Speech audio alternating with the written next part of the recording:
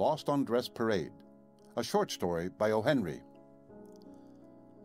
Mr. Towers Chandler was pressing his evening suit in his hall bedroom. One iron was heating on a small gas stove. The other was being pushed vigorously back and forth to make the desirable crease that would be seen later on extending in straight lines from Mr. Chandler's patent leather shoes to the edge of his low-cut vest. So much of the hero's toilet must be entrusted to our confidence. The remainder may be guessed by those whom genteel poverty has driven to ignoble expedient. Our next view of him shall be as he descends the step of his lodging-house immaculately and correctly clothed, calm, assured, handsome, in appearance the typical New York young clubman setting out, slightly bored, to inaugurate the pleasures of the evening. Chandler's honorarium was $18 per week. He was employed in the office of an architect. He was 22 years old. He considered architecture to be truly an art, and he honestly believed, though he would not have dared to admit it in New York, that the Flatiron Building was inferior to design to the great cathedral in Milan. Out of each week's earnings, Chandler set aside $1. At the end of each 10 weeks, with the extra capital thus accumulated, he purchased one gentleman's evening from the bargain counter of stingy old Father Time.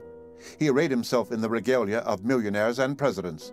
He took himself to the quarter where life is brightest and showiest, and there dined with taste and luxury. With $10 a man may, for a few hours, play the wealthy idler to perfection. The sum is ample for a well-considered meal, a bottle bearing a respectable label, commensurate tips, a smoke, cab fare, and the ordinary et ceteras. This one delectable evening, culled from each dull 70, was to Chandler a source of renascent bliss. To the society bud comes but one debut. It stands alone sweet in her memory when her hair has whitened. But to Chandler, each 10 weeks brought a joy as keen, as thrilling, as new as the first had been.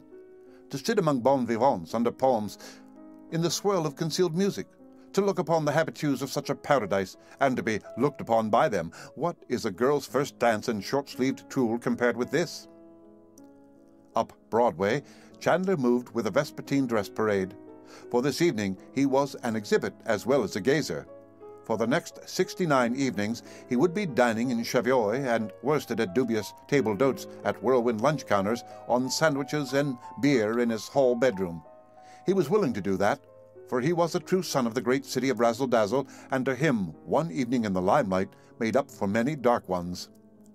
Chandler protracted his walk until the 40s began to intersect the great and glittering Primrose Way, for the evening was yet young, and when one is of the beau monde, only one day in 70, one loves to protract the pleasure.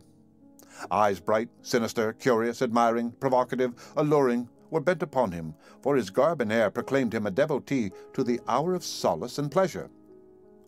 At a certain corner he came to a standstill, proposing to himself the question of turning back toward the showy and fashionable restaurant in which he usually dined on the evenings of his special luxury.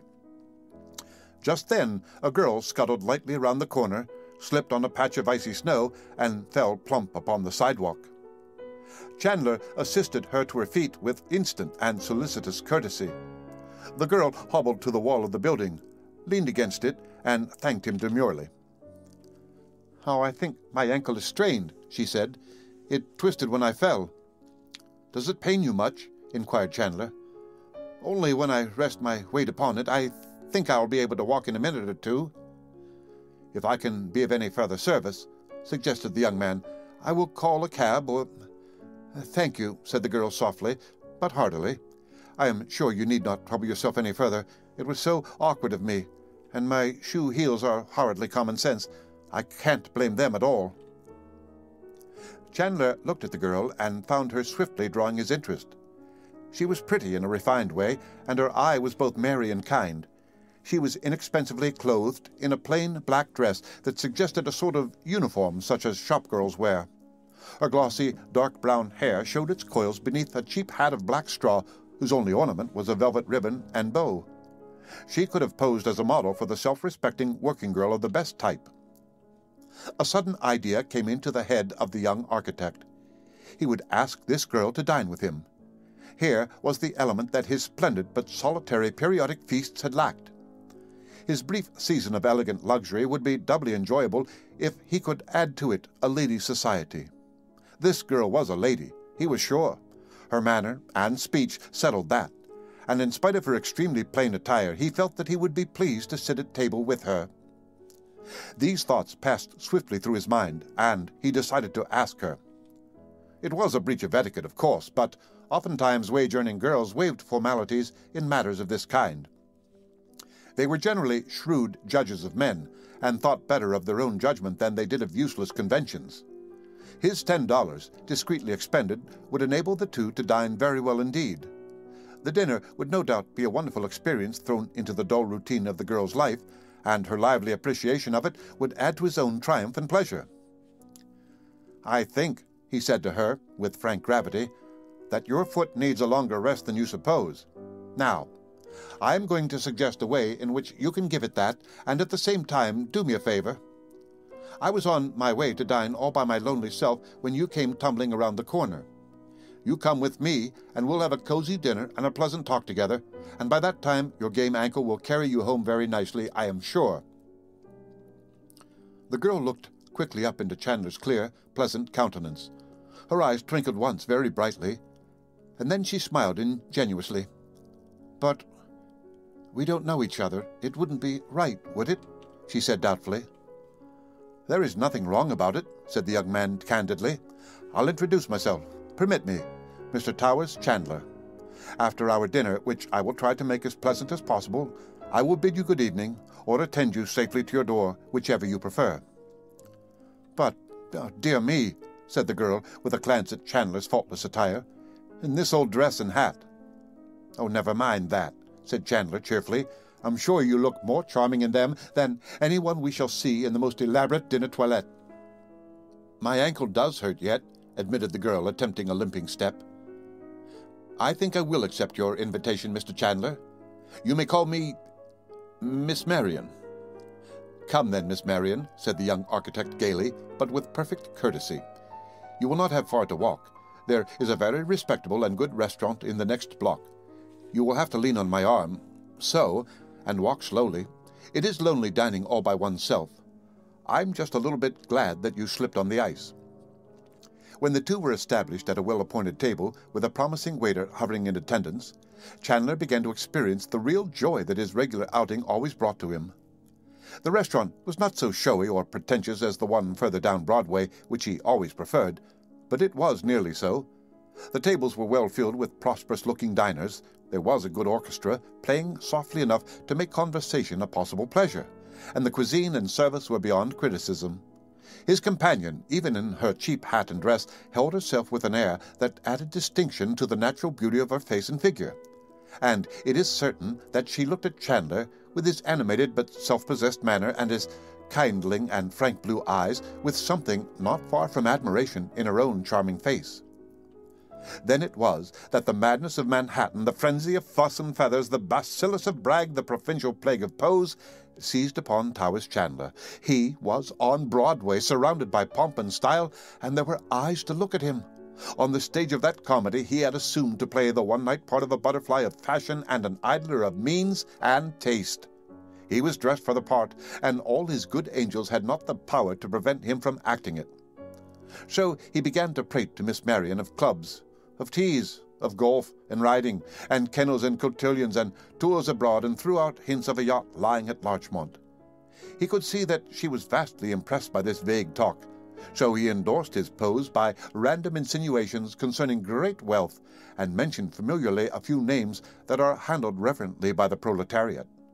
It was Chandler's short little day, and he was wringing from it the best that could be had, as he saw it. And yet once or twice he saw the pure gold of this girl shine through the mist that his egotism had raised between him and all objects. "This way of living that you speak of," she said, "sounds so futile and purposeless. Haven't you any work to do in the world that might interest you more?" "My dear Miss Marion," he exclaimed, "work! Think of dressing every day for dinner, of making half a dozen calls in an afternoon, with a policeman at every corner ready to jump into your auto and take you to the station if you get up any greater speed than a donkey's cart's gait. We do-nothings are the hardest workers in the land." The dinner was concluded, the waiter generously fed, and the two walked out to the corner where they had met. Miss Marion walked very well now. Her limp was scarcely noticeable. "Thank you for a nice time," she said, frankly. "I must run home now. I liked the dinner very much, Mr. Chandler." He shook hands with her, smiling cordially, and said something about a game of bridge at his club. He watched her for a moment, walking rather rapidly eastward, and then he found a cab to drive him slowly homeward. In his chilly bedroom, Chandler laid away his evening clothes for a 69 days' rest. He went about it thoughtfully. "That was a stunning girl," he said to himself. "She's all right, too. I'd be sworn, even if she does have to work. Perhaps if I'd told her the truth instead of all that razzle-dazzle, we might... But confound it, I had to play up to my clothes." Thus spoke the brave who was born and reared in the wigwams of the tribe of the Manhattans. The girl, after leaving her entertainer, sped swiftly across town until she arrived at a handsome and sedate mansion 2 squares to the east, facing on that avenue which is the highway of Mammon and the auxiliary gods. Here she entered hurriedly and ascended to a room where a handsome young lady in an elaborate house dress was looking anxiously out the window. "Oh, you madcap!" exclaimed the elder girl when the other entered. "When will you quit frightening us this way? It is 2 hours since you ran out in that rag of an old dress and Maria's hat. Mamma has been so alarmed, she sent Louis in the auto to try to find you. You are a bad, thoughtless puss." The elder girl touched a button, and a maid came in a moment. "Marie, tell Mamma that Miss Marion has returned."